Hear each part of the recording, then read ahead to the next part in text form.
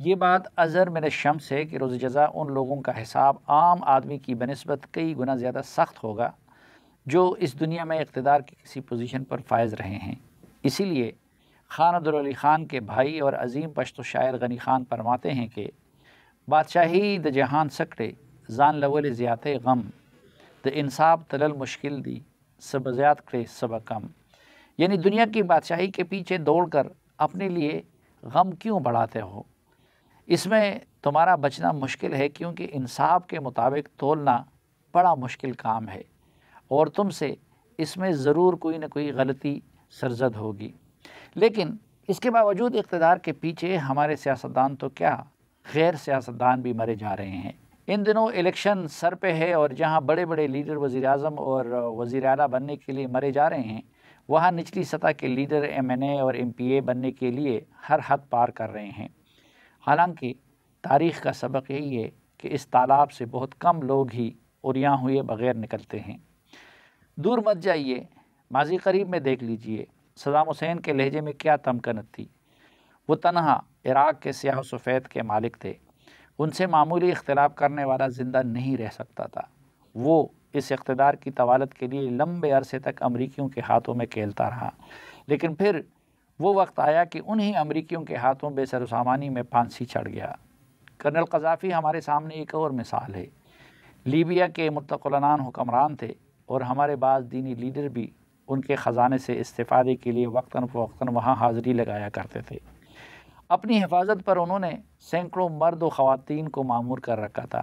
انہوں نے اپنے خلاف ملک کے اندر کوئی اختلافی آواز نہیں چھوڑی، لیکن بالآخر وہ بھی امریکیوں کے ہاتھوں اقتدار سے محروم اور پھر انہی کے ہاتھوں مارے گئے۔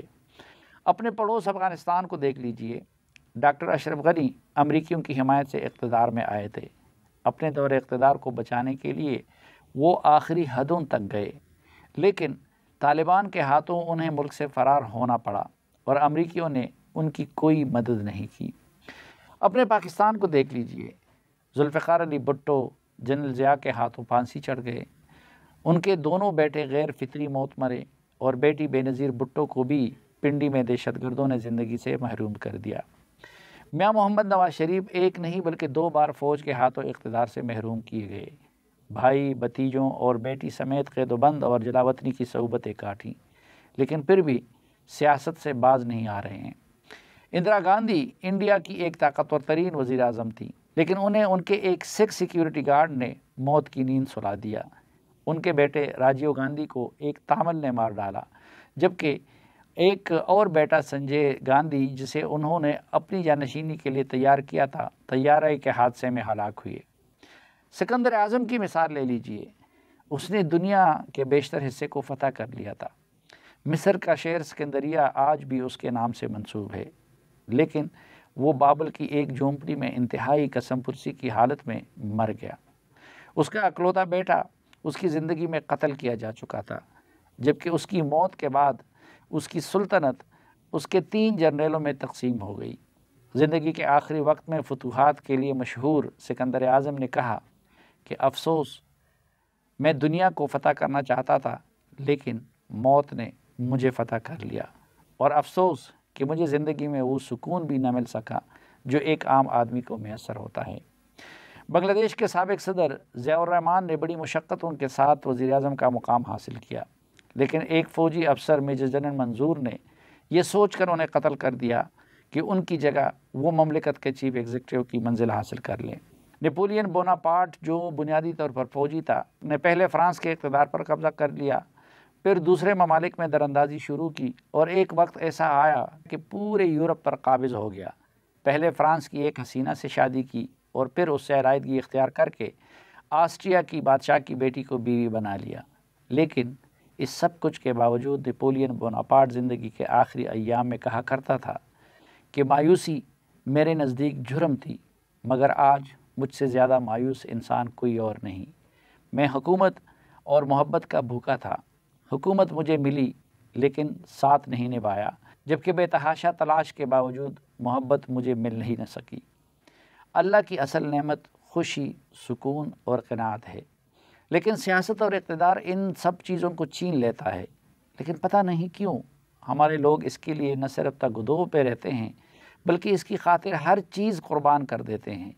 ان دنوں الیکشن کا میدان گرم ہے، ہر کسی نے وزیر اعظم اور وزیر اعلیٰ نہیں بننا، صرف ایک وزیر اعظم اور 4 وزراء اعلیٰ بنیں گے، لیکن ہر سیاستدان دوڑ میں ہے، ہر اصول کو قربان کر رہا ہے، خونی رشتے تک قربان ہو رہے ہیں، دینی اقدار قربان ہو رہے ہیں، خوشامد اور چاپلوسی اپنی انتہاؤں پر ہے، پانی کی طرح پیسہ بہایا جا رہا ہے، حالانکہ خوشی اور سکون اقتدار میں نہیں، اور اگر کوئی سکندر اعظم بھی بن جائے تو اسے زندگی کے آخری اوقات میں یہ کہنا پڑے گا کہ میں دنیا کو فتح کرنا چاہ رہا تھا لیکن افسوس کہ موت نے مجھے فتح کر لیا، اور افسوس کہ مجھے وہ سکون بھی نہ مل سکا جو ایک عام آدمی کو میسر ہوتا ہے۔ اسی طرح اگر کوئی نیپولین بوناپارٹ بھی بن گیا تو آخری وقت میں اسے یہی کہنا پڑے گا کہ مایوسی میرے نزدیک جرم تھی، مگر آج مجھ سے زیادہ مایوس انسان کوئی نہیں۔ موجودہ سیاسی رہنماؤں میں شاید میاں محمد نواز شریف سب سے زیادہ تجربہ کار سیاستدان ہیں، 3 مرتبہ وزیر اعظم بنے اور تینوں مرتبہ نکالے گئے، ایک لمبے عرصے تک اپوزیشن کی سیاست بھی کی اور 2 مرتبہ جلاوطنی بھی کاٹی۔ وہ پہلے صوبائی وزیر رہے، پھر وزیر اعلیٰ بنے اور اس کے بعد وزیر اعظم، یوں باری باری اقتدار کی سیڑھیاں چڑھتے ہوئے وہ تدریجی عمل سے بھی گزرے۔ اس لحاظ سے بھی عمران خان یا کوئی اور ان کا ہم پلہ نہیں۔ میاں نواز شریف اور ان کی ہم رکاب بیٹی مریم نواز شریف کا شمار بہادر سیاستدانوں میں یوں ہوتا ہے کہ وہ موت کا رسک لے سکتے ہیں۔ 12 اکتوبر 1999 کو جب 4 جرنیل ان کے پاس گئے اور بندوق کی نوک پر ان سے استعفیٰ لینا چاہا تو اس انکار کا مطلب یہ تھا کہ وہ موت کا رسک لے رہے ہیں۔ وہ ضدی بھی ہیں، بعض مواقع پر ڈٹ بھی جاتے ہیں اور بڑے وقار کے ساتھ جیل بھی کاٹ لیتے ہیں۔ وہ سعودی عرب میں جلاوطن تھے تو ان کے والد انتقال کر گئے جن کی جنازہ میں وہ شرکت نہ کر سکے۔ اب کے بار ان کی اہلیہ موت و حیات کی کشمکش میں مبتلا تھی اور انہیں بستر مرگ پر چھوڑ کر وہ مریم نواز شریف کے ساتھ گرفتاری دینے کے لیے پاکستان چلے آئے۔ یہ شاید زندگی کا مشکل ترین فیصلہ تھا اور میں نہیں سمجھتا کہ وہ زندگی بھر اس کو بلا سکیں گے۔ یقیناً اپنی بیوی کو موت و حیات کی کشمکش میں چھوڑ کر گرفتار ہونے کے لیے پاکستان آنے کا فیصلہ ایک غیر معمولی انسان ہی کر سکتا ہے۔ یہی معاملہ مریم نواز شریف کا بھی ہے۔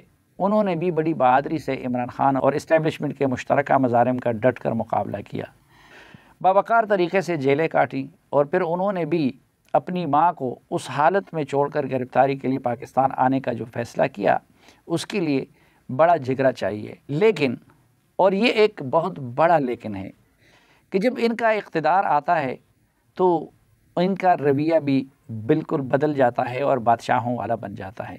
لیکن اب کے بعد تو باقاعدہ اقتدار میں آنے سے قبل باپ بیٹی کا رویہ بادشاہوں والا ہو گیا ہے۔ وطن واپسی پر میاں نواز شریف کو چاہیے تھا کہ وہ پارٹی تنظیم پر توجہ دیتے اور ملک بھر کے عوام سے رابطہ استوار کر کے انہیں موبلائز کرتے، لیکن یہاں واپسی کے بعد میاں صاحب بادشاہوں کی طرح رائیونڈ کے محل میں بیٹھ گئے اور پارٹی رہنماؤں کو رعایا سمجھ کر باری باری وہاں بلا رہے ہیں۔ میاں صاحب نہ بھرپور سیاست کر رہے ہیں اور نہ ہی ابھی تک سیاسی بیانیہ تشکیل دینے میں کامیاب ہوئے ہیں۔ اس وقت مسلم لیگ رتی بھر بھی سیاست نہیں کر رہی۔ پاکستان واپس آ کر میاں صاحب بادشاہوں کی طرح بیٹھ گئے ہیں۔ وہ سمجھتے ہیں کہ عدلیہ کے کیسز بھی ان کے لیے کسی اور نے ختم کرانے ہیں، سیاسی بیانیہ بھی ان کے لیے کسی اور نے تشکیل دینا ہے، اور پی ٹی آئی کو بھی کسی اور نے ان کے لیے سنبھالنا ہے۔ میاں صاحب سمجھتے ہیں کہ کسی اور نے ان کے لیے یہ سب کچھ کر کے اقتدار ان کی جولی میں ڈالنا ہے۔ پہلے مسلم لیگی ووٹر یہ سمجھ رہا تھا کہ میاں صاحب واپس آئیں گے تو سیاسی میدان سجائیں گے، لیکن واپس آ کر وہ بادشاہ بن گئے۔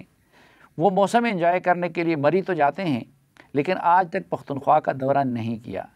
اگر جلسوں کی نوبت نہیں آئی یا باوجود جلسے نہیں کر سکتے تو بار رومز اور دیگر طبقات سے انڈور خطابات میں کیا چیز مانے ہیں۔ میاں صاحب ان دنوں ٹکٹوں کی تقسیم میں لگے ہوئے ہیں، لیکن اس کے لیے امیدواروں کو لاہور بلا رہے ہیں۔